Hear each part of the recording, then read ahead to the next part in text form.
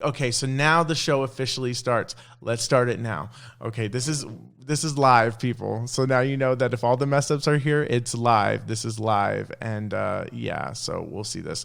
So, anyways, hi, welcome to our Radiant Reflection podcast, a talk show between two friends. I'm one of your hosts, Will, and I'm Nicole. And welcome. Third time's a charm. So hopefully we got all this. No, you weren't crazy. I'm so sorry that made you feel crazy, but I figured it out. So thank you to King. A huge shout out to you for like keeping me in check because I needed it. Next time I need to be more on top of these things. I thought that I was on top of it. Nope, of course I wasn't. But that's the world of streaming.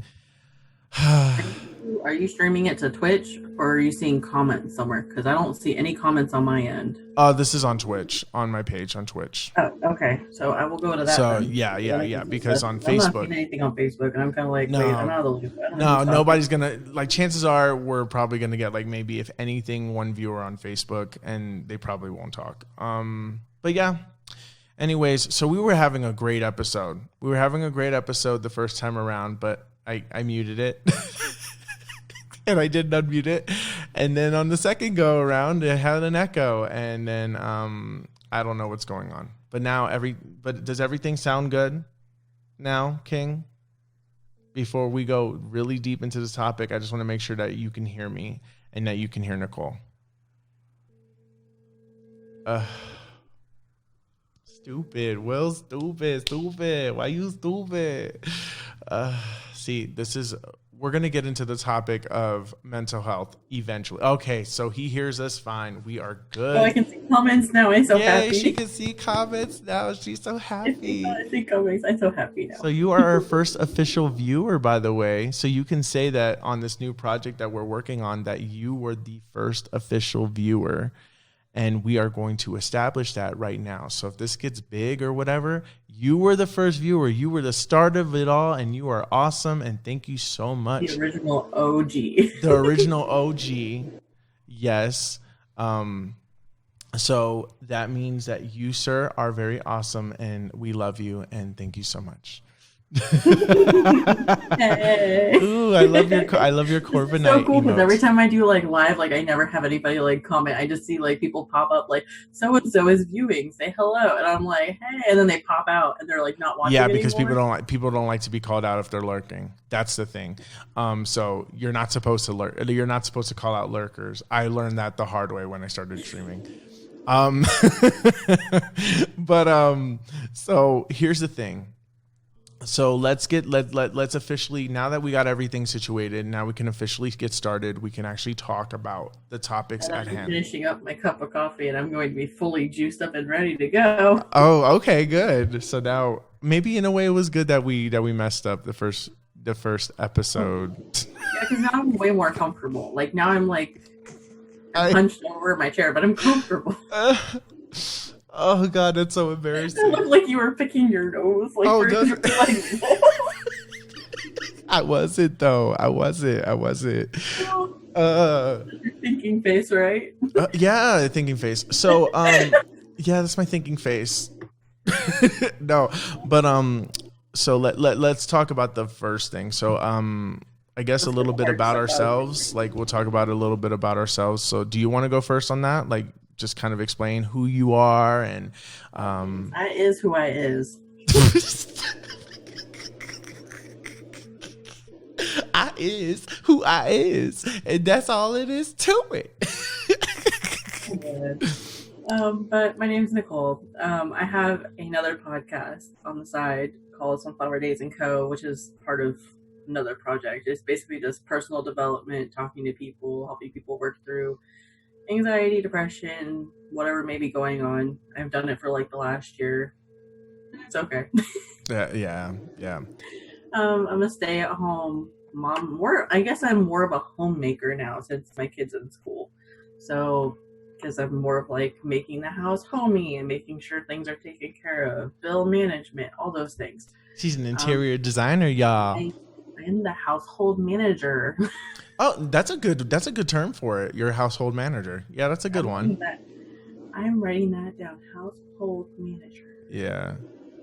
I have a lot of random facts that I will randomly throw out there just to give everybody a heads up. And you're a I have a lot poet. of useless information inside my brain. And you also like write poetry and you actually are good at sign language too. Maybe one day you can do like a whole episode in sign where every time you talk, you're just like, well, or is that going to be too much? If you want me to sign for the whole like video, I can try. I might be wrong when I sign if I can't remember all the signs. Oh, okay. Well, I mean that's good, but at least it's good practice too. Yeah, it's good practice. Mm-hmm. Practice. Yeah, practice.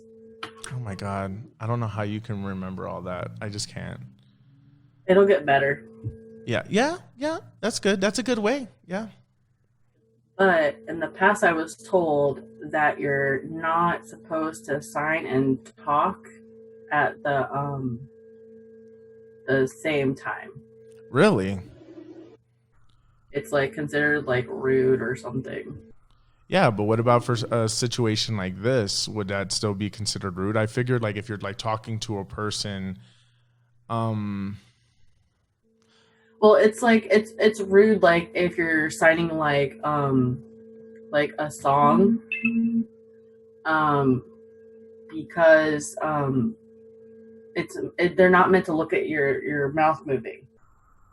They're meant to look at your facial expression and your sign. Okay. But like I think for talking conversational, it's like it's okay mostly if you're talking like if you're with somebody who is deaf and hearing. Mm-hmm. Hearing. I'm getting confused with my signs, but you get it, No, yeah. But it's cool that you were able to do that. Maybe eventually in the future episode, if we get like a deaf audience, there we go. We got someone who can definitely, I think, widen or broaden. Yeah. Broaden our spectrum of people, coming in, Absolutely. Because a lot of people who watch videos probably watch them with the closed captioning on. Yeah. And they'll be able to, like, oh, hey, and be like, you always put like, she knows sign language, so if you need her to say something in sign language, let us know. Yeah. But we have to also iterate that's American Sign Language. So. Nothing dirty. Nothing dirty for me, for you today. But to kind of like introduce myself, my name is Will. I play video games and I work at a place that I'm not too fond of, but it's paying the bills right now, especially during this pandemic, which I'm grateful for. And what else? I do. I don't know how to describe myself. I love singing. That's a thing.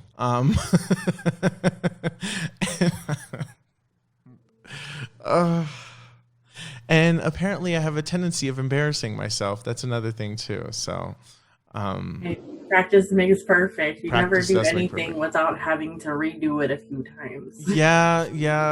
You're right. So I guess, should we just get on the topic of mental health? Yeah, let's talk about mental health.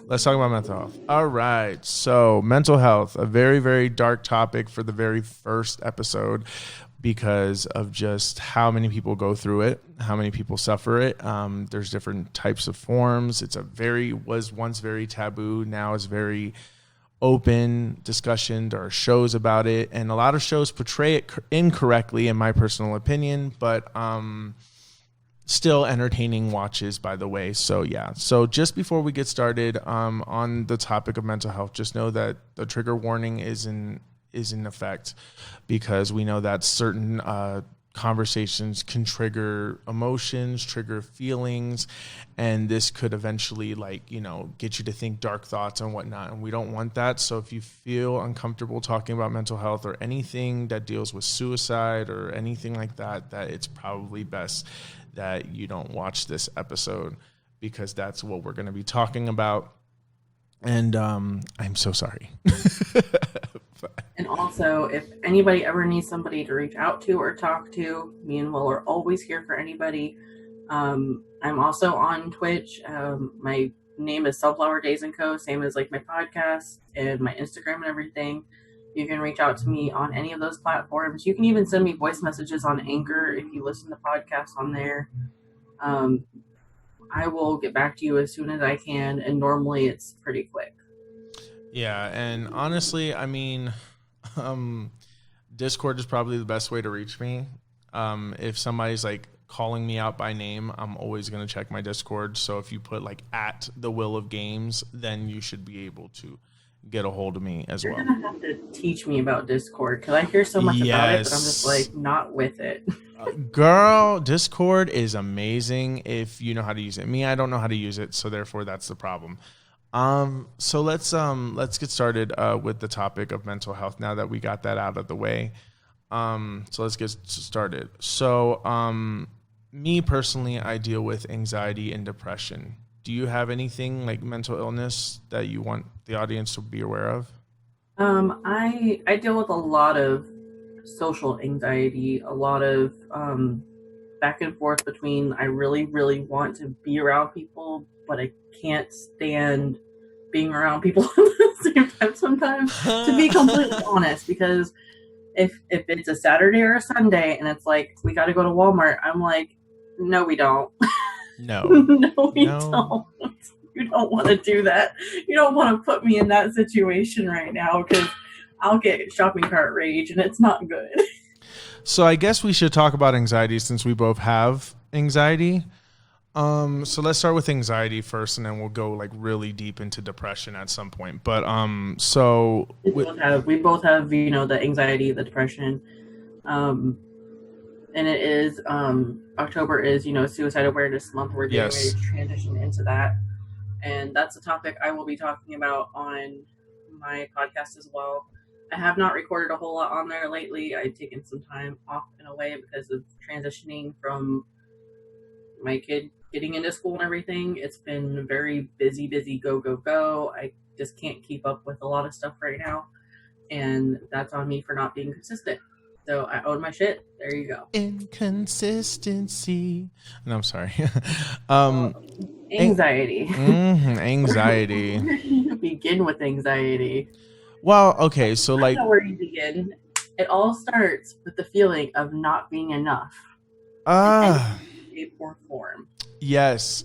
I think that, like, whatchamacallit? Yes, King. I'm there with you. I have the abandonment too. Girl. Yes. Abandonment issues. For me, I don't know exactly when my anxiety started to really kick in. I think, honestly, it was... actually, no, I do remember. So it was around the year 2000, and it was when my brother passed away. And that's when both anxiety and depression kind of hit at the same time. Anxiety didn't grow much until I was in a relationship where I was kind of indoors all the time. And then that created this really big social anxiety where I was afraid of people because I didn't see people all the time. When it came to online, I'm able to easily talk and I can like talk like this. But if you met me in real life, I would just be shut down. I wouldn't know what to say because the problem is that when I look at people's facial expressions, it like throws me off because my mind is thinking, okay, did I offend them? Was that really funny or was it not? So I end up starting to questioning myself and I start to panic and things like that. And that's just the social anxiety portion of it. Another thing that's been actually getting to my end of this whole entire situation, like when it comes to anxiety, is that like I get pre-work anxiety because I know I have to deal with people and I don't know who I'm dealing with. I think that for me, anxiety is not knowing something. So whenever I don't know what's about to happen, if I cannot predict the future in some way, shape, or form, then it's a problem. And that's when I have like issues with my anxiety. I start to think like thoughts of death.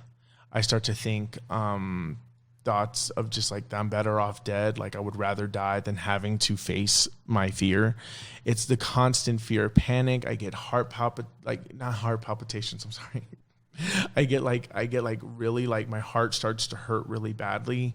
I feel Like like I'm going to have, butterflies. yeah, like I feel like I'm going to have a heart attack. I panics and I want to like just like hide in a corner and just disappear. And this always happens before work. So obviously it's a huge problem for me because I have to work weekly. I have to make money, but it gets into the situation where I can't focus. I can't do what I want to do. And it's hard for me to focus because then all of a sudden my brain is just filled with thoughts. And then it's just constant and it just does not shut up. And my brain gets super loud and it takes me about 2 hours into my shift before it finally goes away. So I'm literally in panic mode the moment I start working into like 2 hours into the shift. And I'm like panicking, thinking that even if nothing bad is happening, even if it's dead in the store, even if there's no jobs that I have to worry about or nothing, I'm still in panic mode. And I hate it so much. And yes, money is the root of all evil. You're absolutely right. Yes, exactly. And I hate it because I hate working. I'm going to be honest. I hate working. And the thing is that it's something that we have to do because we need money to live. And unfortunately, it's just like, people 9 times out of 10, a lot of people don't like their jobs. They don't like what they do because it's not what they want to do. It's not what makes them happy, but they need to realistically think that they need to live a life of comfort, and that would somehow eventually they'll get used to it, but they'll end up growing old and bitter, and that's just what happens, and it sucks. I don't know, but yeah, that's anxiety for me. It's just anxiety in a nutshell, and it really gets to me all the time, and I hate it. And it always starts off like it starts off a little bit, and it gradually grows. So, like for example, let's say that I had to work today. Okay, let's say that I work at like 3:00. So it's 8:56 a.m. I would be okay. It wouldn't be until it hits 12 o'clock that I start to feel something. And as it gets closer and closer and closer, it gets worse. My heart starts to hurt. I start to freak out. I'm like, oh my God. What am I doing? And I start to freak out. And those are the moments when like you message me and I'm like, Yeah. As soon as you message me and I'm like, I know you're about to go into work. I'm like, okay, he's going through it. Just, listen to it, respond back, Yeah. Yeah, because the thing is that I always message Nicole. We use an app called Voxer, which is like a walkie-talkie app. And sometimes I just need somebody to listen to me just to make sure that I'm going crazy. Like I just need to get all the thoughts out. So it's not like I call her live. It's because the thing is that I think it's better using this app because it gets all the feelings out. It gives you 15 minutes to talk, and then, people can listen and respond, and then they get 15 minutes to talk. So it's like, it's a great uninterrupted way. Cause I think that honestly, the problem is that a lot of people don't listen to people with anxiety because people are so quick to just knock it down. They're just like, knock it down. For sure. So they're going to be like, oh, you're just, that's nothing to worry about. It's in your head. And it makes things worse because now you're just like, oh my God, now I just sound crazy. Or I'm being annoying, or, oh my God, I'm just doing this. And then you're just like, oh my God, what am I doing? And then you're like freaking out. And then all of a sudden you're just getting more anxious, and people just don't get it. They don't understand.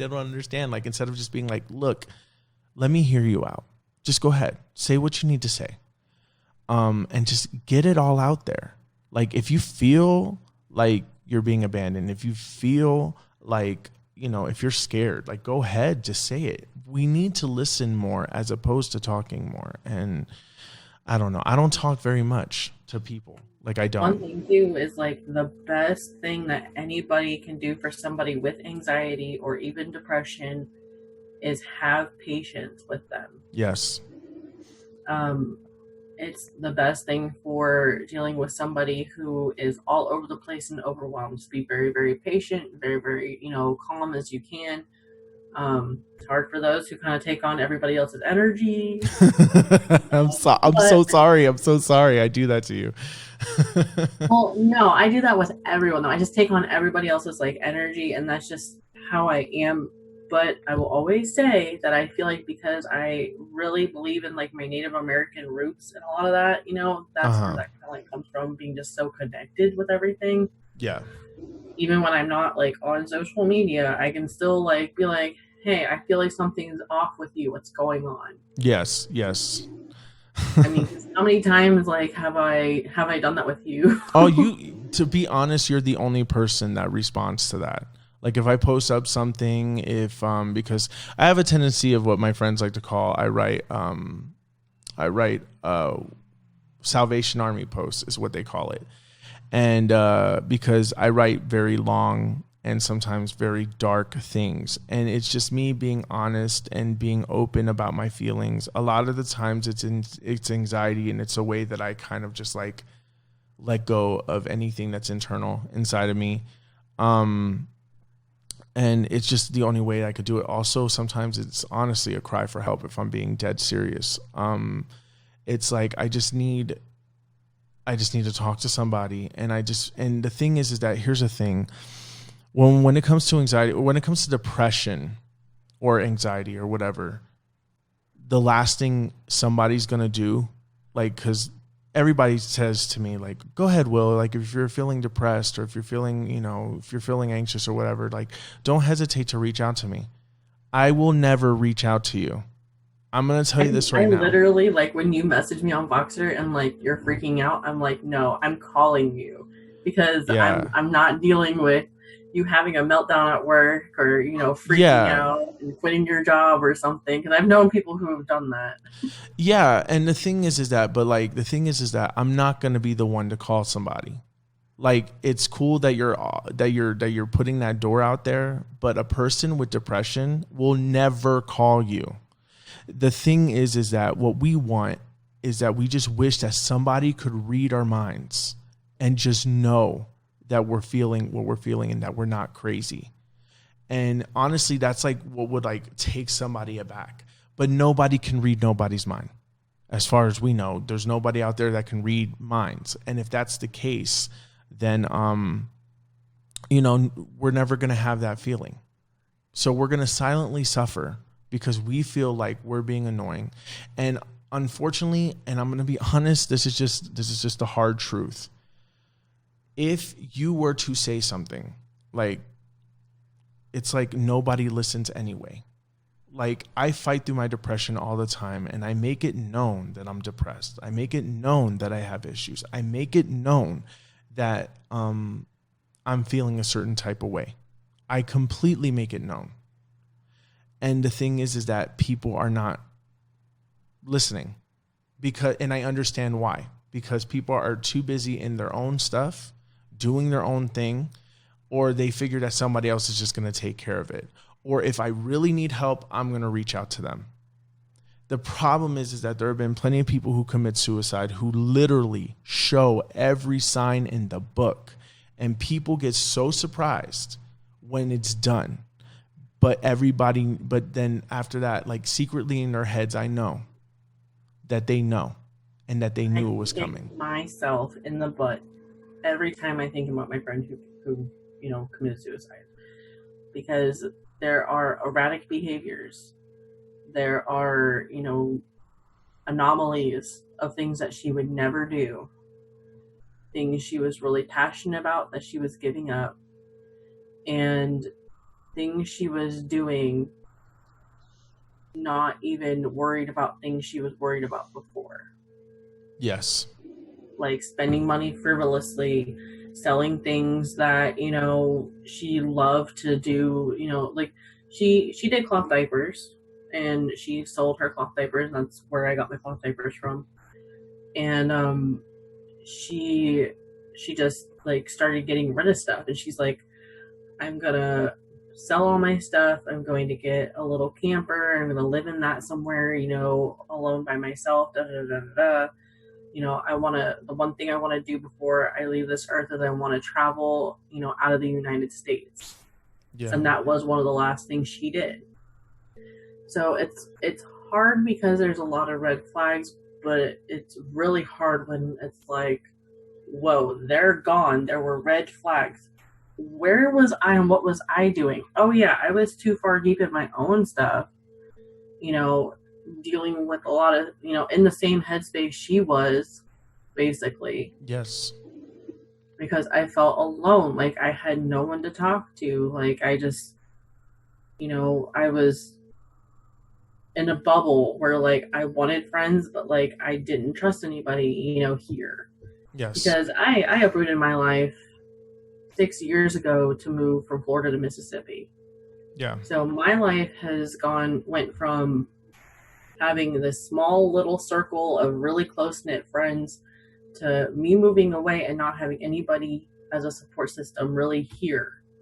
They're all long distance, and that is when I started spiraling. Yeah. And then when my friend committed suicide, I spiraled even harder. It took me 4 to 5 months to finally like get the wake up call that I needed to go to therapy. I need to go talk to a counselor, and I did that. I went through my husband's work, and I made the appointments. I did one appointment every, was it two weeks or 4 weeks, and it was like 8, so it was probably 4 months of it, because it was 2 a month. Yeah. And I'm so glad I did that.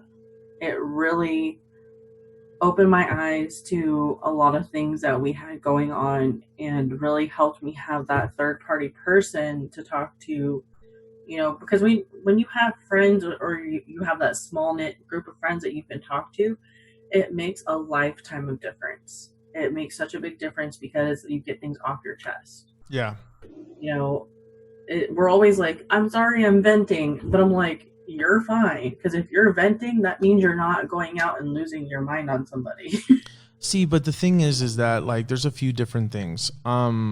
There was a point in time this year where I was seeing a therapist for maybe about 2.5 years. In November it would have been 3, but so it's a little bit more than 2.5 years. But I had to cut her off because she was always running late. And that was a huge sign of disrespect to me. It shows that you didn't care. And she was doing that every day for 2 years. I think that there was a total of 10 times where she wasn't late. And the reason why is because I wasn't the first person to walk in the morning. And I'm like, how can you be a therapist and be late all the damn time? I understand that times are stressful, and it wasn't like she wasn't in the office is what I'm trying to say. Like she wasn't in the office. I could imagine that if she's running late and she's talking to the patient ahead of me and they're going through a crisis, that I understand. I totally understand. So I don't know, but at this point it was a huge sign of disrespect to me, and I had to drop it. And now I have no therapy, no medication. I've tried different things. And the thing is that I'm depressed all the time. And anxiety is literally the cloud that kind of comes in, and depression is just the storm that hits afterwards. And it stays. And the problem is that I don't know how long the depression stays. It stays for a month, stays for 3, stays for like a day. It's random. And this, it hurts. The thing is that I go through depression a lot. And the thing is that like I lose interest in things real quick. Like I'll have an idea and then my brain will automatically just shut it down. Like we've done this podcast, like originally the idea for the podcast that we were doing today actually was planned all the way back in June. And I even warned Nicole before I did. I said, don't be surprised if next week I don't want to do this. Like I had to warn her, like, I don't know, because I stream and I get excited and I get so happy in the moment when I stream. And then all of a sudden I don't want to stream anymore. And then all of a sudden I'm like, oh, what am I doing? What am I doing with my life? What am I doing? And then the thing is that my brain physically cannot get up and do something. I just want to sit and just lay down. But I keep telling myself, like, why are you wasting your time? You're wasting your time, Will. Like, you're wasting your time. You're literally just sitting on the couch doing nothing when you can be doing something. And the thing is that you're worrying about this, you're worrying about that. And the thing is that I can never just shut up my mind. My brain constantly is on overdrive. It doesn't shut up. It doesn't shut up. And it kills me a little inside. I'm going to be honest. Like, the song, the line, from is it My Band Perry, where they said, if I die young. So in that song, I Die Young, she says in a line, she says, funny when you're dead, how people start listening. That's the sad part. And it's so true, because people don't hear the conversations until they reflect on the conversations. Like, the signs are there. And I'm going to be open and say, like, yeah, I've been open about the signs that I've been posting. Oh, yes, I have. Like, literally, like, if I were to, let's say that if I were to commit suicide or whatever, if you were to look back at my Facebook posts, all of it said it. Like, I legitimately just said it. And people don't see it. Like, my mom, she calls me, and one of the things that I have to do is that I have to, like, lie, because when you post it up on Facebook, my instinct is just to lie. I don't want to tell her, like, Mom, I'm feeling like horrible and stuff like that, because it's just like, I feel like I can't have that conversation with my mother. I feel so disconnected from my family, and though they are open and they're willing to listen to me and they're willing to do this stuff, I feel like I have to go through this alone. And I know I don't have to, but it's just that I feel like my mind just tells me I do, because I don't want to affiliate it with them and I don't want to do all that stuff. But I think that it's my brain fighting, telling me that you need to dissociate with everybody to make it easier for you to eventually do it. There was this like, I think it's a tweet. Yeah. It's back in January of 2019, Matt Haig posted, when you are open about depression and anxiety, people mark you down as a miserable person. I'm not a miserable person. I'm an intense person. When I feel happiness or love, I feel those things intensely, and I feel pain intensely. It's the price of feeling.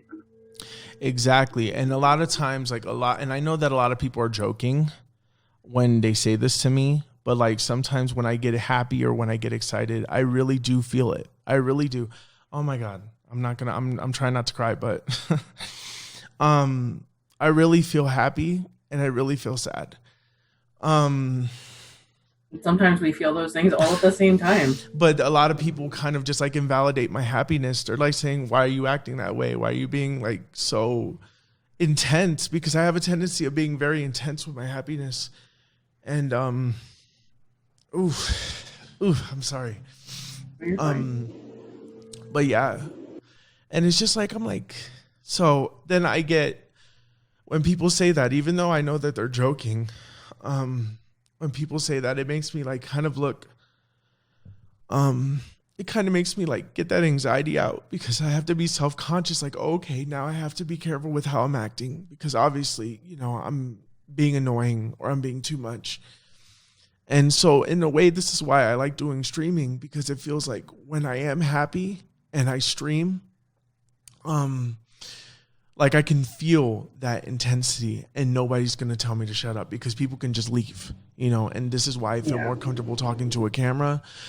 This is why I feel more comfortable instead of talking to people, because when I talk to people, I'm looking at their facial expressions. I'm looking at how they move their hands. I'm looking at if they're looking off to the side too much. I'm looking at all these things, and then my brain is already creating a definition. Whether I'm right or wrong is irrelevant. It's just creating a definition of negativity. And therefore, my brain will react to that. And therefore, I feel like, okay, I'm being too much. This is why I can't reach out to people. Because when I do, I tend to get ignored. I tend to get brushed off. I tend to be told that my feelings are not, like my feelings are like, you can easily just erase those. Invalid. Yeah, they're invalid. And I don't know. Like, depression sucks. It really does. And it does. It really does. And Oh wait, it's wrong. Sorry, I keep making notes. I mean, it's good. I need like a break. I'm an avid note taker. I talk with my hands. It's just me. Don't mind the crazy. She's my therapist. I mean, technically you have been, because like I always get like freaks out. My pre-work anxiety gets so intense, and I know that Nicole is a person that would listen. And so, you know, the fact that I'm reaching out in general to anybody, like if you're a person who has depression, if you're a person who's anxious, you know, if you're reaching out, even though you feel deep inside like your depression is telling you that it's pointless, that takes an incredible amount of courage. I'm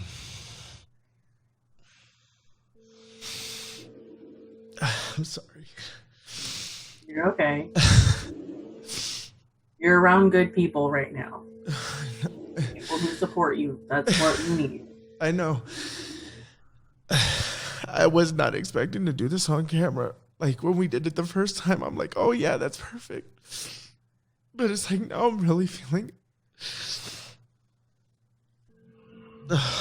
Expect the unexpected for sure. I know, and now it's live, so it's like it's there on the internet now. But it's just that, like, it's just that my brain doesn't shut up. It doesn't shut up. That's why I can't be a therapist, because I'm crying with everybody. It's like my brain just doesn't shut up, and this year has been so tough. It's just been a very tough year for a lot of people. And in a way, it's comforting to know that you're not the only person feeling this way, because you know everybody else is feeling this way, and that we all like feel things differently. Like some people can really hide it very well. They instead of crying about it, they'll get angry about it. Some people will just deny, and just will be happy, and then and it's just that people are so complex. I gotta find that picture now. It's a picture about like anxiety. It's like what it looks like, what's really going on. It's that type of post. Yeah. It's like for what we're talking about. I will find it. But it's just, it's like, I want to be creative. I'm a creative person. I'm a very creative person. I like to create things.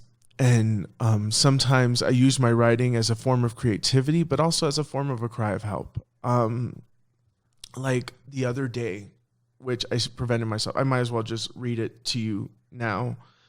I was going to write something last week, one of those Salvation Army posts. And so it was going to be, it's kind of dark, and this is kind of a tad bit long. So I'll try to like get through it as fast as I can. But originally this was actually written on September 15th at 8:54 a.m. I have a tendency of feeling these intense emotions very early in the morning. So I said, here I go again, once again, using Facebook as a soapbox to discuss another depression topic. So just to save you the trouble, just keep scrolling. It seems this is the only way I can write anything nowadays. This will be another depressive episode, and I'm okay that you just skip this one. To those still here, please understand that a trigger warning is in order. This post will be talking about some very tough topics about mental health. Still here? Okay, I warned you. Here we go. I'm honestly just tired of the ups and downs. A typical depression episode would last a week or 2 weeks, the most, and then I would have this burst of happiness for a week to potentially a month if I was lucky. Now, I'm lucky if I'm happy for 10 minutes. I'm getting worse, and it's really starting to show. From an outsider's perspective, my life isn't bad. I'm 32, which is still young. I'm working, and I have a roof over my head. I see what you guys are seeing, but my brain won't shut up. It constantly wants more, and I want to do something about it, but then I just don't have any energy. At a drop of a hat, a spark comes, and I start working on a project or doing something creative, and then I literally feel the mood shift. I don't know if it's the year or what. I'm honestly just in a constant state of fear or panic. I can't relax. All I want to do is cry. I wish I knew how to fix this, but there isn't a cure. It isn't something you have to, it is something you have to live with. Obviously, I know people have their own methods on how they cope with their depression. I just haven't found my way of coping. I'm constantly on edge. One second I want to quit everything, and the next I want to do everything. Are you still with me? Okay, because it's about to get very, very dark. So please keep scrolling and just ignore it. I keep emphasizing that. I just don't want people to see this, but they're going to see it. I've been thinking about death a lot. I just really want this all to end. I think it's pretty funny how the mind works. You get the urgency to do something, but your mind instantly creates a no wall to prevent you from doing something that sounds thrilling. A huge fear terrorizes your body until you prove it wrong. You have to force yourself to do something, and usually you get this euphoric adrenaline rush. Well, I've been doing that a lot lately as well. So why is suicide so hard for me to do? It's really as easy as 5, 4, 3, 2, 1, go. Why can't I do it? I literally don't want to be here anymore. I feel like I've taken chance after chance, and though I learned a lot about myself and conquered a lot of things, I still feel stuck, or like it's never enough. If one day I get brave enough to take the plunge and step into the unknown, I just want all to know that I love you, but I just couldn't bear the torment of my mind. Don't worry, I have no plans of ending anything today, but I tried everything, guys. I swear I have. I got a job. I learned to drive. I got a car. I found a hobby. I found a therapist. I found a psychiatrist. I tried to take meds. Heck, I even tried to go back to school. Yeah, I got a job, but I absolutely loathe it, and quitting it will only change the environment and not the job itself. I don't like retail, but you need a stupid piece of paper that you would have to invest thousands of dollars and put you in debt just so you can have it that says you can do something to get paid more. People tell me, Will, just do what you want to do. The problem is what I want to do isn't achievable. It's a pipe dream. Like everywhere I turn, I find more and more reasons to choose death over life. Dark times lie ahead, and sometimes we must choose between what is right and what is easy. I haven't watched the news in years because if I did, it would be another reason not to live. This country has gotten so low that I wish with all my heart I had the funds to move somewhere else, but I can't do that anymore. And because we live in a pandemic world where we have many stupid ass people who refuse to wear a mask or wear one properly at that, and a dumbass president who won't shut up about anything.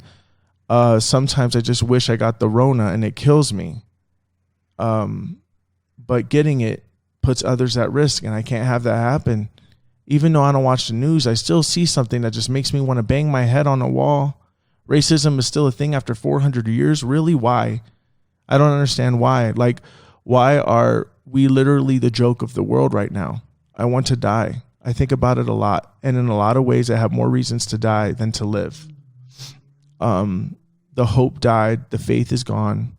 Now I want whoever is still reading this to understand, who's still reading this mess to understand that I have suicidal thoughts, but not suicidal tendencies.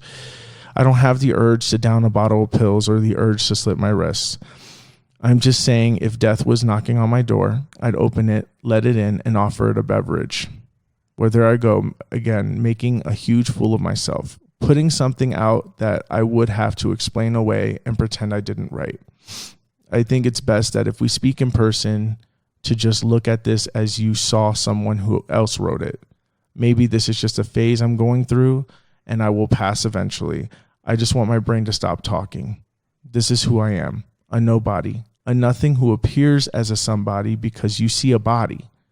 This is my reality, and I'm trying to find positives, but those are far and few nowadays. Brain, like, seriously, shut the fuck up forever, please. I just don't want to do anything anymore. Writing this, honestly, the only sense of creativity that I have left. The only authenticity that I have. And even then, all of it is just words from a nothing soul that no one will remember. I'm always told that if you don't like something, then leave it. Forgive me to anyone reading this. Obviously, I'm disturbed and I need to find a better outlet than a freaking public forum where friends and family can see your psychotic episodes. Wake the fuck up, Will. Wake up. Ugh, now I have to go to work soon, so anxiety. It's your turn to take the wheel. The dread will now take over. And that was a post that I didn't post up. Because I felt it was just too dark to post up. I have a tendency of writing a lot. You see, like that's a lot. And that's my mental health. My mental health is on a decline. I feel like the older that I get, the stronger the feelings are getting, the lesser the happy days are getting. At least I'm not staying in bed. At least I'm getting up. At least I'm up doing this. At least I'm doing these things. Yeah. So I'm in a very dark place. Very, very dark place. And Comes on fast. It's not something that's like, it's not like a slow process. It's just like it hits you really, really hard. Like no matter where you are, what you're doing, it'll just hit you. It's like a bat to my face. Like it just hits me so freaking hard, so quick, and I don't see it coming. Like I could have so many great things happening. Like I can't even begin to tell you how many trips. Like if I went on vacation, like every time I go on vacation, depression ruins it because I feel like I'm not worthy of this. I'm not meant to live in this moment. And then I look at my videos that I did, I look at all the videos that I did and every time I travel and whatnot. And when I look back on it, I'm like, oh, wow, I can't believe I did that. Because when I look at myself from a third person perspective, I'm not hearing the voices in my head at that time. And it looks like I'm having a blast. It looks like I'm having fun. But then I realized that in that moment, I wasn't feeling happy. And I'm like, that's what it looks like. That's what depression looks like from a third person perspective. Like right now, this is what I'm thinking, but from a third person perspective, I look happy. I look like I'm having fun. So I understand why people get confused, but the signs were there. Like when my friend, I had a friend that passed away last year, and I won't go into details or anything like that, but let's just say that I knew. Let's just say that I knew, and I knew the signs were there. However, the signs were there for years. So in the end, it just felt like because we would always talk about killing ourselves all the time when we were teens. It was just like it was a thing that we did. It was something that was. It was just something that we said. We were teenagers. We would say that like, oh God, like I just wish I could die right now. I just wish, so when time progresses, because I think everybody does it. Like if you have like a really close friend, you're like, oh, I just wish I was dead.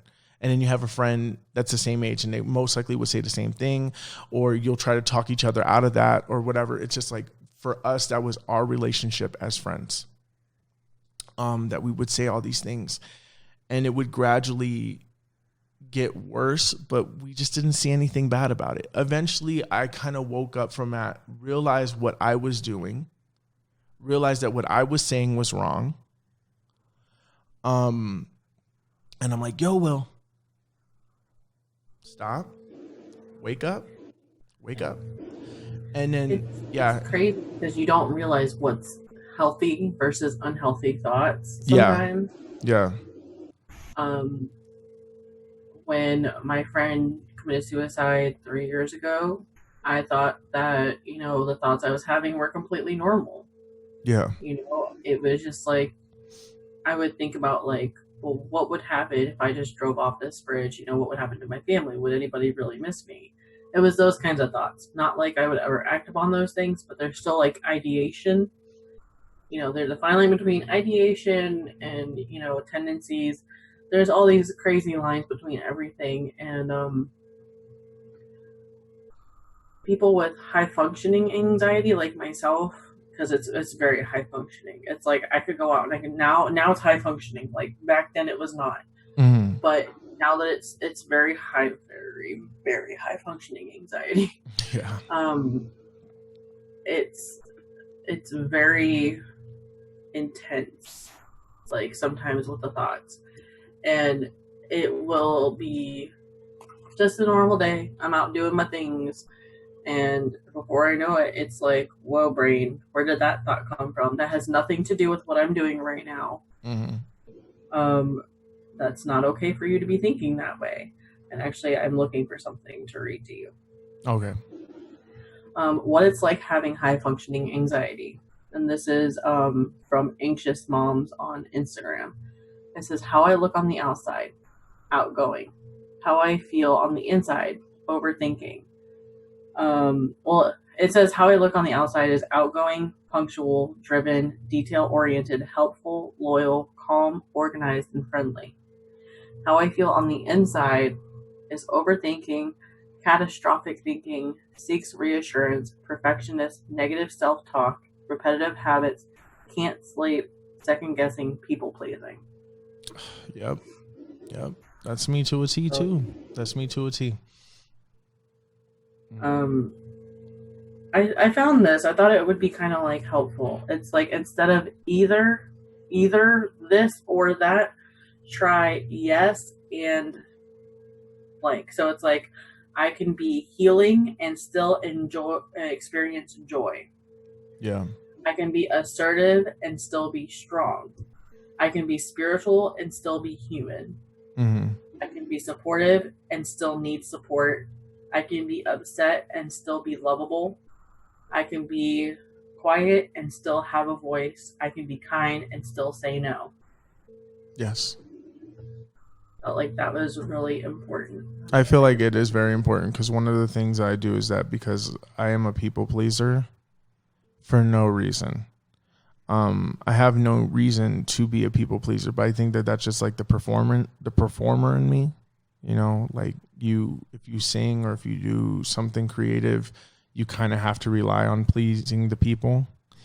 And I don't know, I kind of set myself up in this really, really dark path because there was a point in time where I was just extremely alone and I was isolated. Like this quarantine stuff, like imagine being in this for 7 years.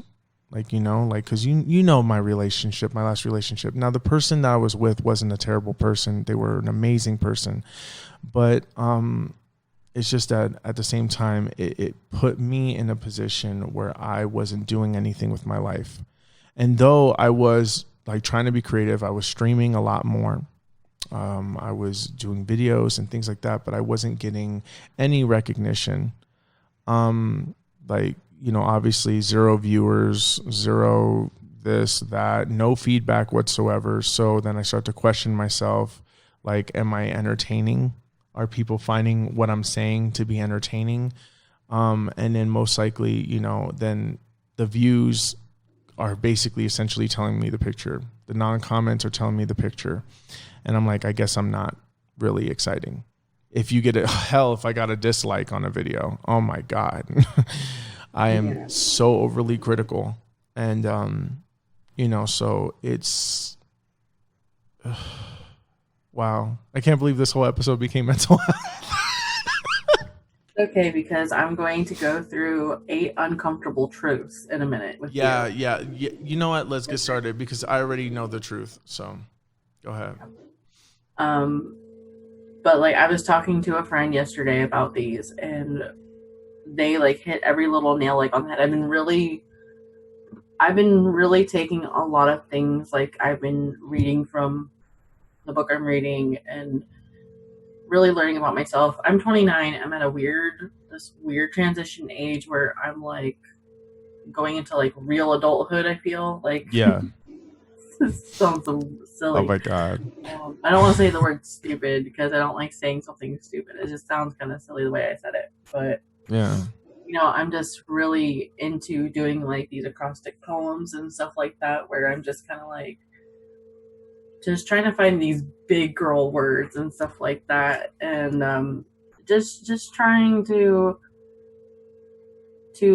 really get myself where I want to be mentally, because I feel like if I get myself to the place where I want to be mentally, even 50% where I want it to be. Oh, there's a butterfly out there on my bird feeder, getting a drink of water out of the little water thing at the top. Oh, that's cool. I saw a hummingbird earlier and I almost got distracted, but that was a bright yellow butterfly. And I love the bright yellow butterflies. It's like a sign of like good luck or something. Oh, that's good. So, but I'm backtracking here.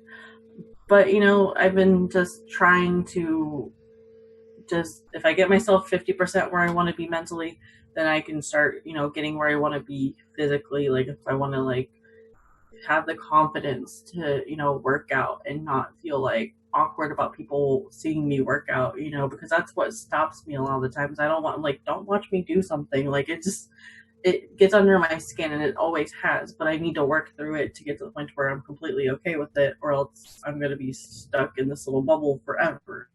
Yeah, there's a lot of reasons why I don't work out. And I know that a lot of people say, well, working out is the cure for depression, or it's the cure for everything. Like it gives your brain like some sort of, it gives it the endorphins and like, what was it? What was the Legally Blonde line?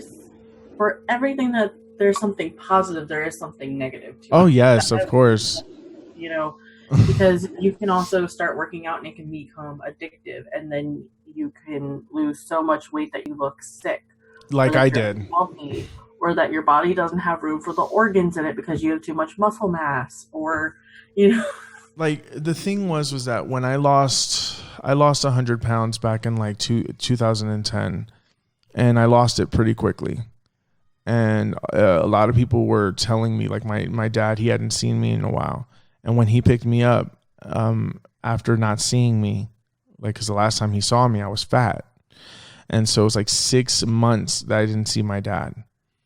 And he saw me and I lost 100 pounds, and I was excited to kind of show my dad, because my dad would always comment about my weight or something like that. And I just thought that he would be happy, but he says, "Oh my God, you look too skinny. You look like a skeleton." And in my mind, I didn't see that. And then I just felt horrible. So the thing is that I'm cutting people out of my life, because there's people in my life that obviously are not doing anything good or beneficial, or are in it, to help me out. My dad is a person that needs a lot of validation, and my dad has a lot of issues that he needs to work out. And obviously I have my own. And sometimes there are people that are too intense, because everybody has mental issues. Everybody on this planet has mental issues to an extent. Some people are more severe. Some people are less. Some people do it different. Not everybody's going to be sad and crying like I was. A lot of people are going to be more angry. They're going to be more bitter. They're going to be more, agitated, because people just have different ways of expressing their emotions.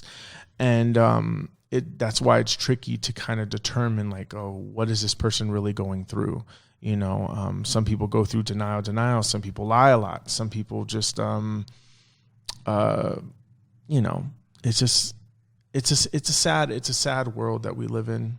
And unfortunately, it's like, we wish that we could be open, and we wish that we could be like transparent, which is what I've been doing. And I realized that, like, whenever I talk, God, now my anxiety's coming up.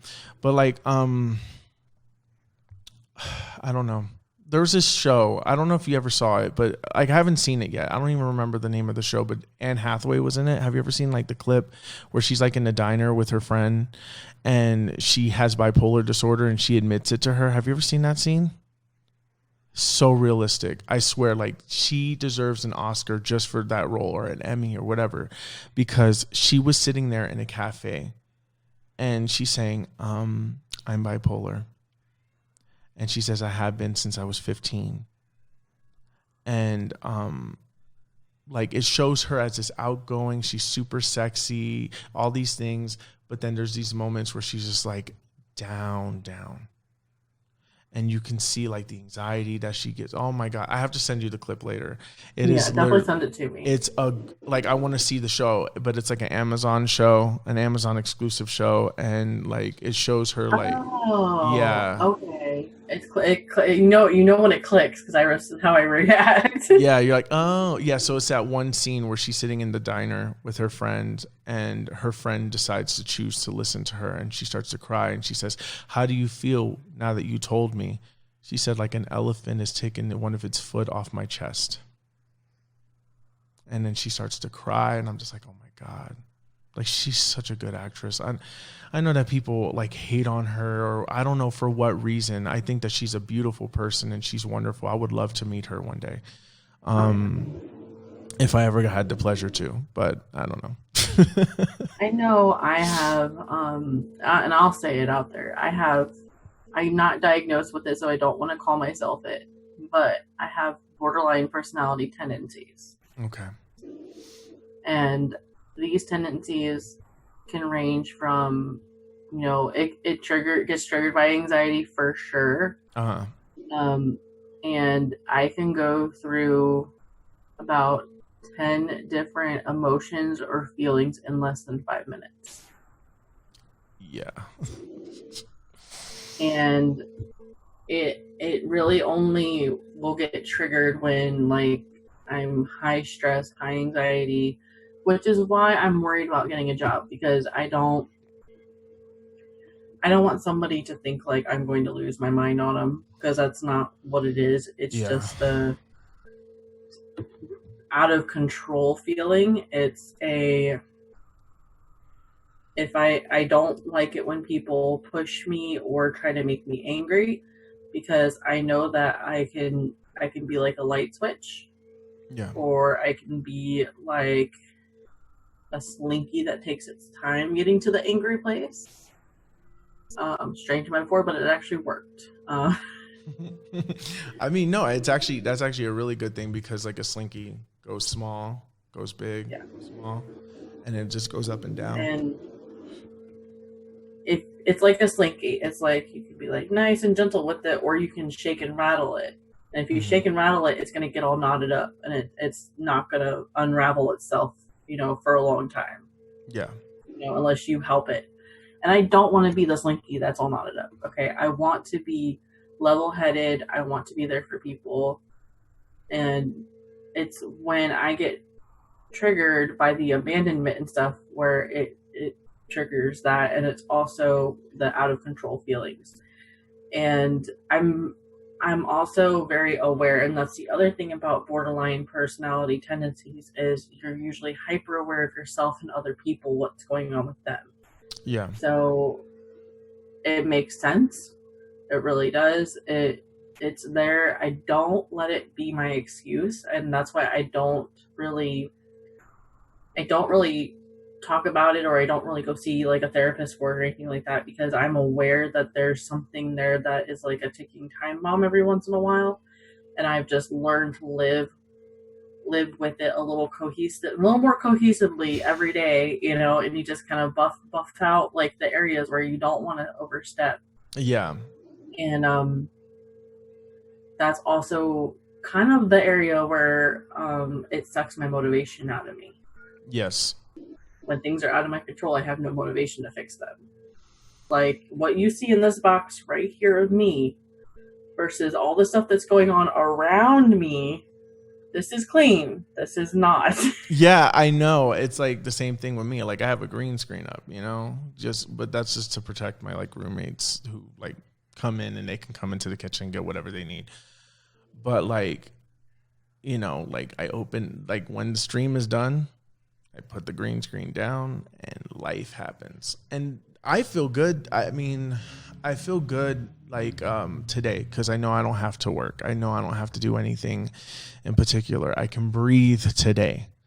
Like I can literally sit there and I can breathe and I can relax and I can be like, you know what, Will, you're good. Everything's fine.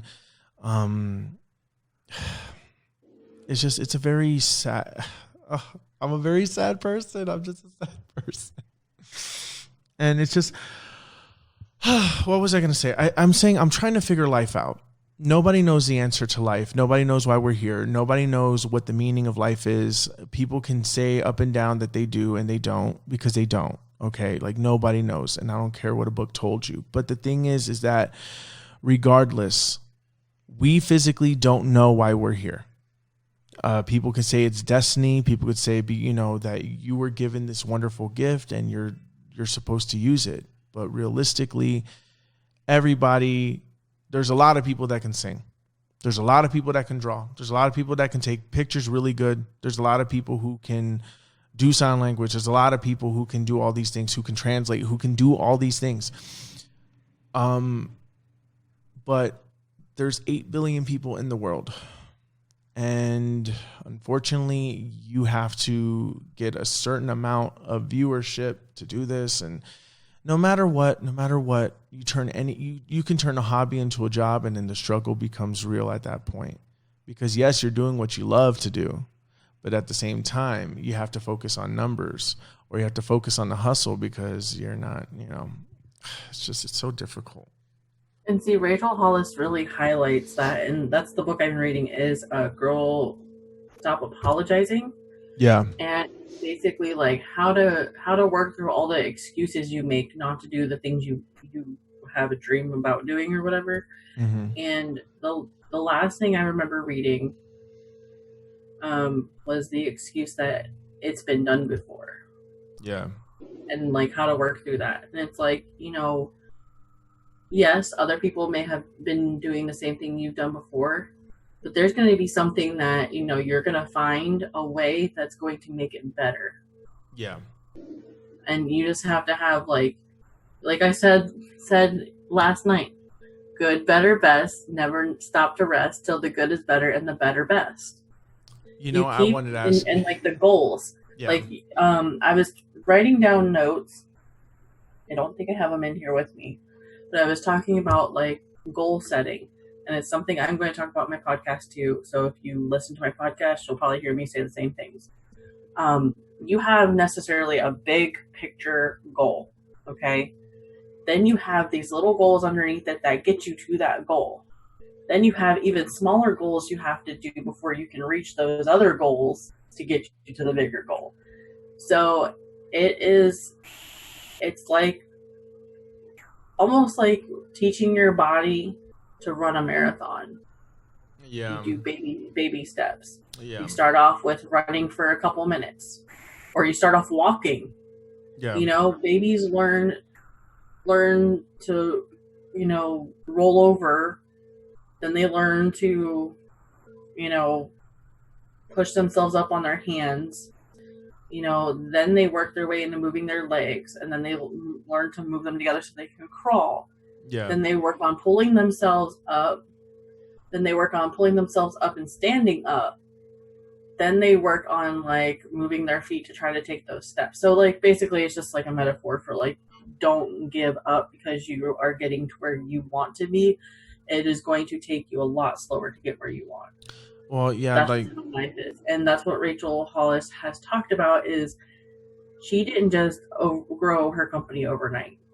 It took 10 years for her to have a best-selling book, because she has more books than the 3 personal development. She has like a whole series of books that are more like they're kind of fantasy but based on some real life things in a way.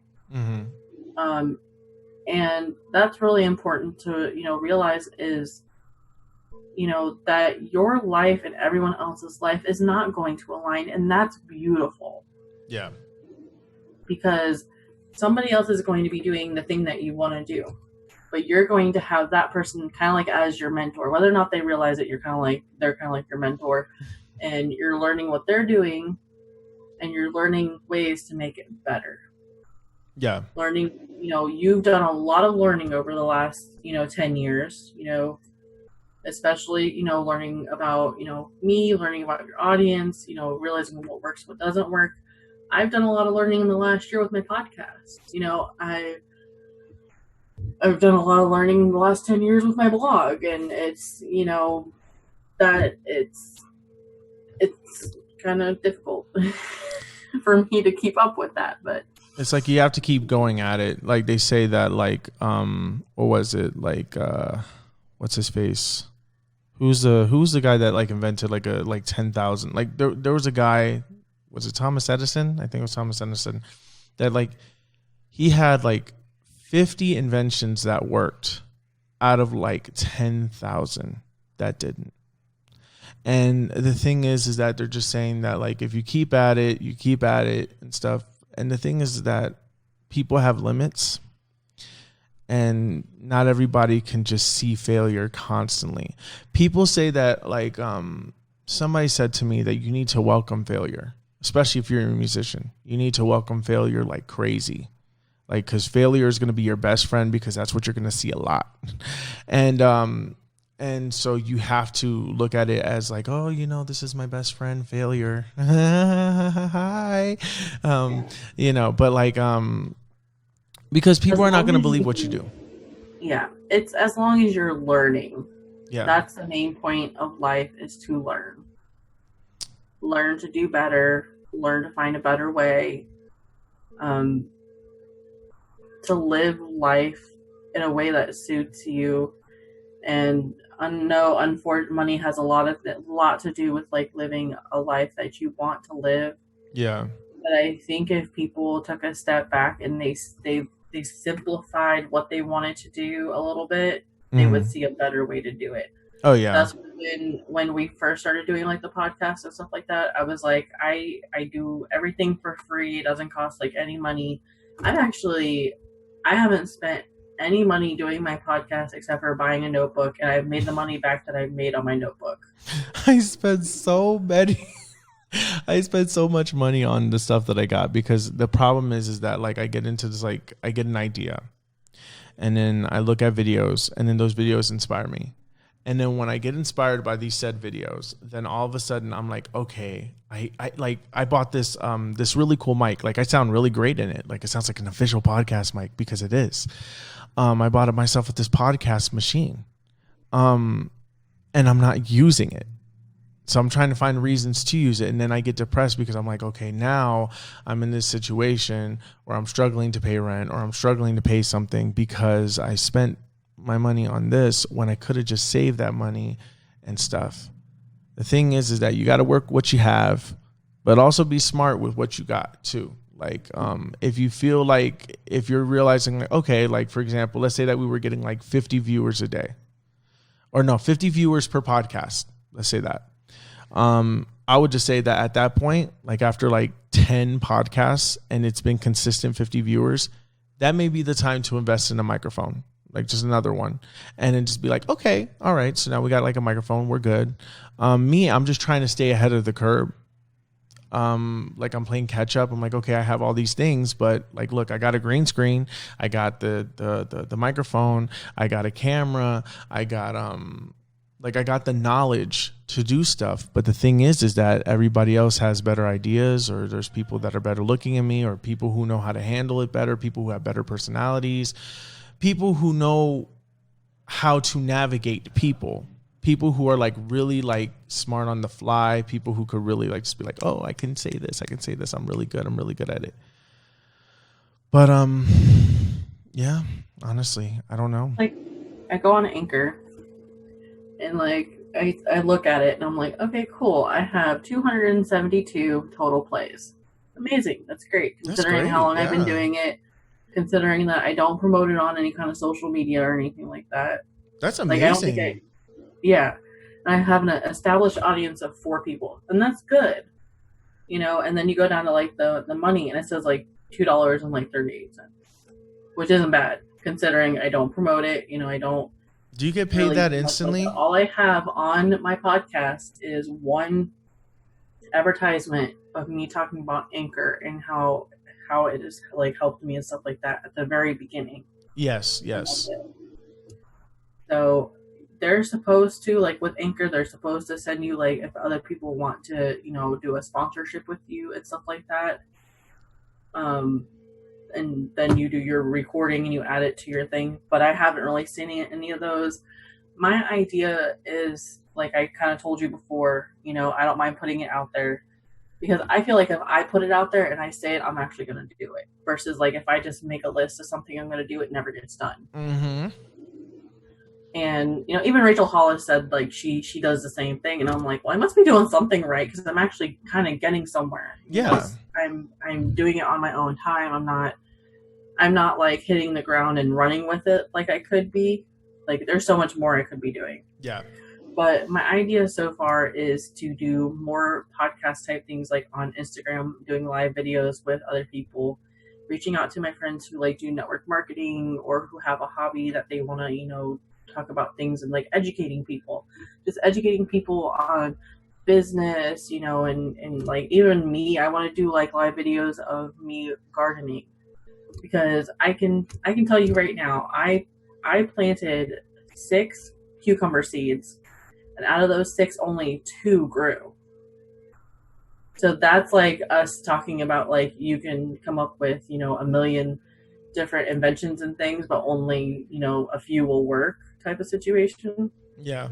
So that really is like, you know, you are playing a game of almost Russian roulette with whatever you decide to do. You know, it's either going to work or it's not going to work. Exactly. It's a learning curve. It is. It's definitely a learning curve. But I think that. Do you think that this would be a good time to end the episode? Do you want to end it on like a positive? Like I have fun facts I can read. Oh yeah, let's just do some fun facts, and then and then we can like call it just call it an episode because we've been doing this for a while. Yes, that's fine. Yep. So let's see. Did you know that the moon has moonquakes? Did not know that. Is the lunar equivalent of an earthquake. They were first discovered by the Apollo astronauts. The largest moonquakes are much weaker than the largest earthquakes, though their shaking can last up to an hour. Yeah, wow. I saw that and I was like, because I was looking up like fun facts and that came up and I'm like, I don't think anybody really thinks about that. So, let's see. Let's go to random facts real quick. Let's see. Wait, before we continue, hold on. I need to check something. Because Wasey was trying to tell me that like that our stream has no audio on Facebook. But people were able to hear us, at least on Twitch, so at least we have audio somewhere. Yeah. I'm completely okay if we want to just keep it on Twitch, because it seems like we have more interaction. Well, I mean, probably the reason why nobody was able to hear it, though, was because of the fact that I don't know why it's not working on Facebook. Oh, well, yeah, it wasn't working earlier, and then we figured it out 35 minutes into it, and then we had to start all over again. Fun first episode, though. It's the first episode jitters, first episode issues, first episode everything, but good thing. I mean, I don't know. Do you feel like this episode was better than what we originally did, or did you feel like the other one was structured a little bit better?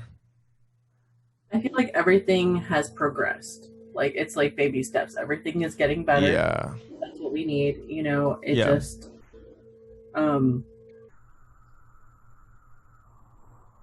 I don't know if this one's true. This is kind of a weird one. What? If you lick someone's elbow while they're not paying attention, they won't feel it. Who would try that? Like, nobody would try that. I don't understand, like, why they... No, nobody would try that. Oh my god, the next one. What's the next one? Silly putty was discovered as the residue left behind after the first latex condoms were produced. It's not widely publicized for obvious reasons. A kid's toy was created by condoms. Interesting. Wow.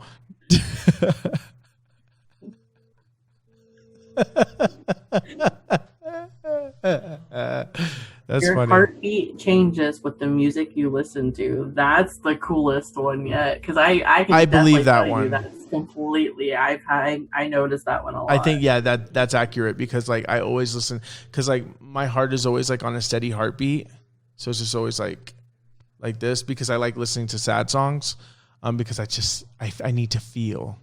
I don't know. Like I just need to know that there's other people out there that feel like me, even if the intention of the song wasn't what I envision in my head.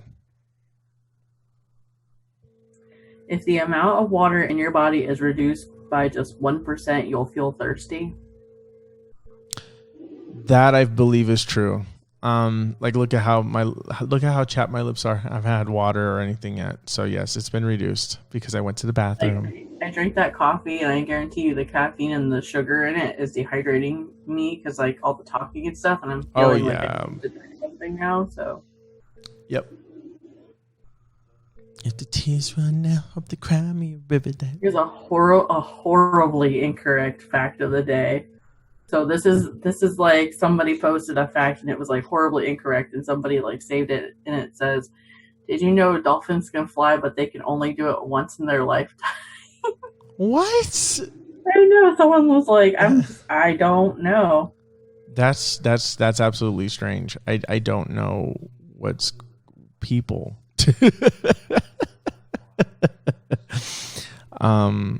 Apply an electric current to a pickle. The salt water in it acts as a conductor and will cause the pickle to glow in the dark. Okay, that one is, I don't know. That's a 50-50 chance. That seems like it's real. Experiment. That seems like it's real. I don't know, but yeah, I don't know. Let's just do like a couple more facts, and then we'll talk about our obsessions of the week, and then we can wrap up. I don't know if this one's true, but it sounds interesting. It says a half of a lime pressed to your forehead will cure headaches. The half of a what? A lime. Like if you take a lime, cut it in half, and you put it on your forehead. Oh, a lime. Oh, I thought you said a line. Oh, okay, a line. I'm like, wait. I'm like, do I just draw half a line here, and then it's just like a half line, like a line this way? I don't know. Okay, but putting half a lime on your head will cure the headache. 72 muscles are used in speaking the word fuck. It would not surprise me. The word verb is actually a noun? Yes, wow. The word verb is actually a noun. Yeah, that's true. I'm done with that one right there. Okie dokie then. That's a good one. That's a good one. So, what was your weekly obsession? This week, well, it's Wednesday. I can go back to the last week.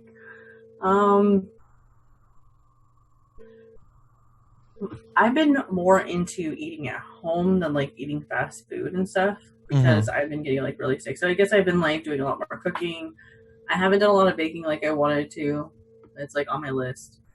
I let my house go, so I've been kind of like more in tune with the backyard and the gardening stuff. Yeah. Like we'll have to do on the next video. I'll have to like go out and like show it. I'll do it on my phone. That way I can kind of like show everything a little bit better. But okay. I got celery. I got oregano. What was the other one I got? Why can't I think? Basil? I already have basil. I had basil before. But parsley, oregano, celery. Oh, and I'm really obsessed with this Ichiban style Japanese style eggplant that I bought. Like the plant. It's like looks like a little tree. And I'm really obsessed with the containers they're coming in now because you can grow them in pots. All the stuff you buy that is a Bonnie plant, like the green logo with the yellow writing Bonnie plants in the garden section at Lowe's, Walmart, and even I think at Home Depot.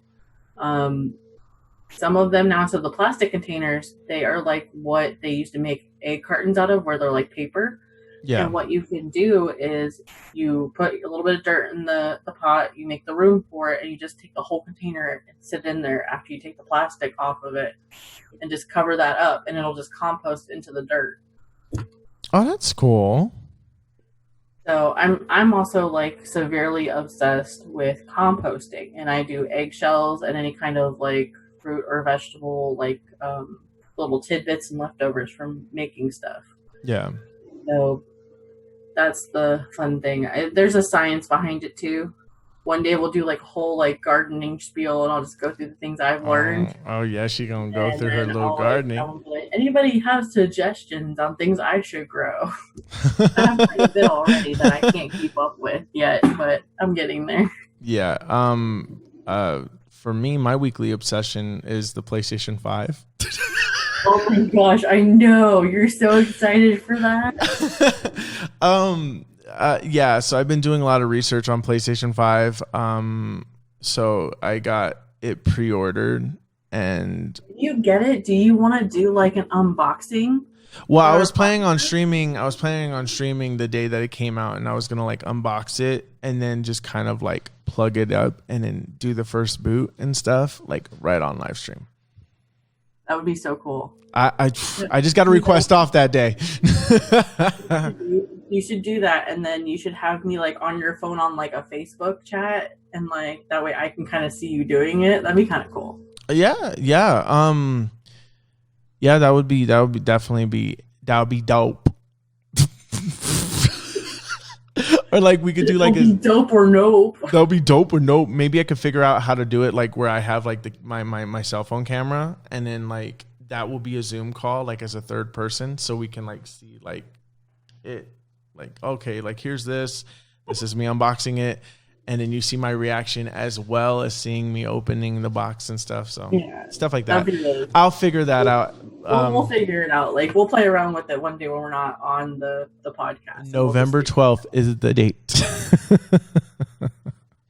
I just don't know at what time though, but November 12th is the date. I'm so nervous. I don't know. But anyways, that's been my weekly obsession. I just been obsessing about like the games and the launch titles that have been coming out. I'm just because it's like I like video games, and when I play video games, I get excited about video games and video games. William knows that like the closest thing I've gotten to playing video games lately has either been playing something on my phone like Wheel of Fortune or Bingo or Spyro on the Xbox, and like that's a very, very rare thing. We're slowly getting our son into video games like Minecraft. He's learning how to play Minecraft, this train building game, and he plays the games on his tablet. Like he loves the train simulator game where he like controls all the functions of a train and where it's going, and like that's nice. I like that. Uncoupling the cars. It's really cool. Like one day I'll have to like sit down and video chat with you and like show you like what all he does on it. But that would be great. But I guess with all that said, we will end the episode here.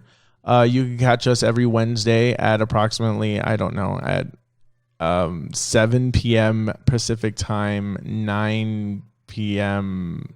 Eastern time. I don't know. Maybe we'll see. But consistently, we will always be doing. I didn't know if you meant PM. AM. I'm so sorry. AM. Say 7 a.m. to 7 a.m. Pacific time and 9 a.m. Pacific time, and the episode will be recorded so that way that people can watch it later if you can't watch it at any of that time, because I understand that that's too early for a lot of folks.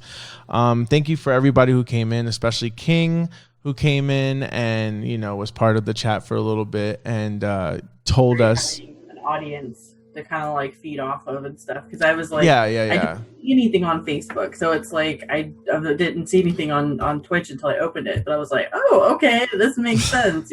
But to be fair, those who came in on Facebook weren't hearing the audio for the first 35 minutes, so of course nobody's gonna like sit around with the quietness and awkwardly just be watching our faces and making lip syncing for our lives, essentially.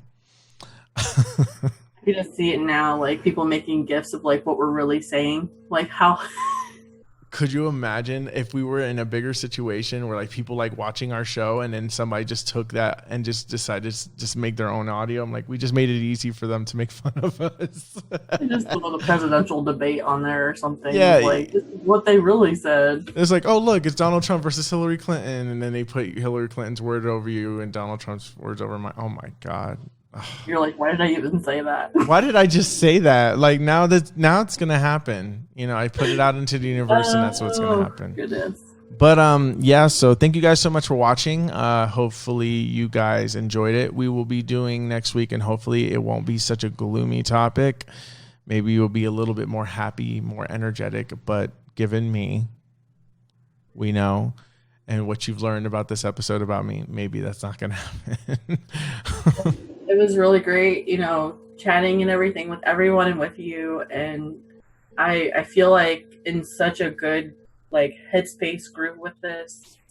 Now that we worked out some of the kinks and the bumps in the road, it'll get better for sure. Oh, definitely. Definitely. I just have to remember to hit unmute, Will. Unmute.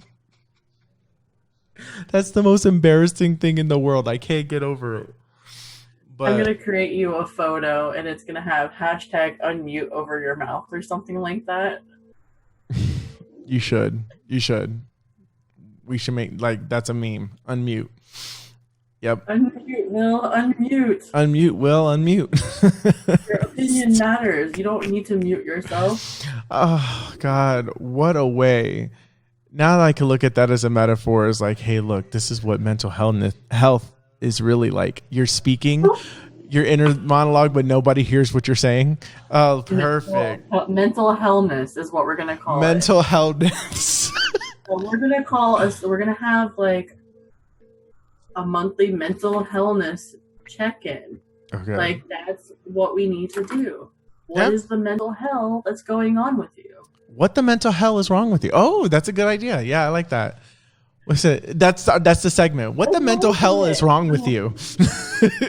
I love the creative energy. Oh my goodness. See, creative people. Like, there we go. Like, that's the creative energy that I'm looking for. But we've got to hop off of here and everything, but we hope everybody hops back on next week. The Little Bunny Train next week when we come on here. And hopefully we get more of an audience from Facebook this time around because of the fact that I messed up this week.